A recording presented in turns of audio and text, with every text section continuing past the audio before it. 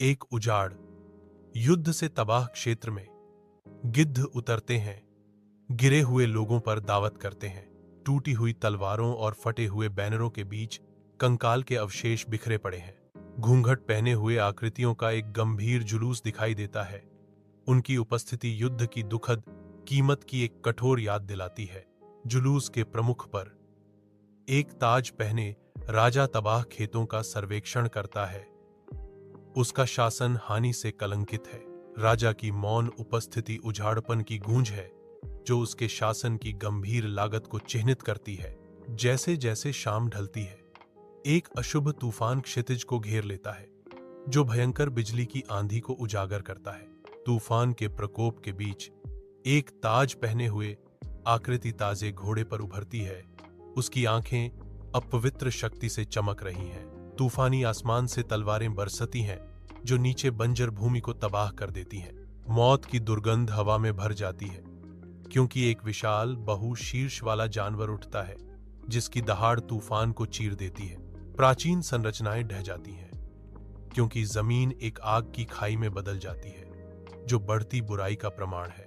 बंजर भूमि में भोर एक उज्ज्वल देवदूत के रूप में टूटती है, जो दिव्य कवच में चमकती है। फरिश्ता एक भयंकर बहु शीर्ष वाले जानवर पर भारी जंजीरें डालता है। जंजीरों ने जानवर की विशाल शक्ति को बांध दिया। उसके कई सिर बेकार प्रतिरोध में झटके खा रहे थे। दिव्य शक्ति से देवदूत बंधे हुए जानवर को एक अथाह गड्ढे में फेंक देता है। विशाल रूप नीचे अंधेरे में गिर जाता है। स्वर्ण कुंजी से देवदूत खाई को सील करता है, शाश्वत कारावास सुनिश्चित करता है। वीरान विस्तार से जीवन उमड़ता है, भूमि को जीवंत हरियाली में रंगता है, क्योंकि नदियां नवनिर्मित घाटियों से होकर मार्ग बनाती हैं।